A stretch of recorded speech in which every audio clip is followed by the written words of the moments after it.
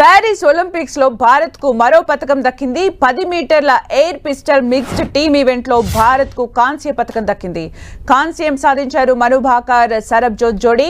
Korea జంటపై 16-10 తేడాతో గెలుపును సొంతం చేసుకున్నారు. ఒకే ఒలింపిక్స్ లో 2 పతకాలతో మను భాకర్ రికార్డు సృష్టించారు.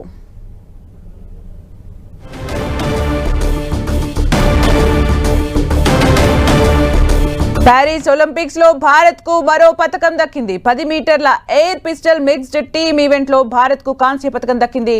కాంస్యం సాధించారు మను భాకర్ సరబ్జోత్ జోడీ. కొరియా జంటపై 16-10 తేడాతో గెలుపును సొంతం చేసుకున్నారు.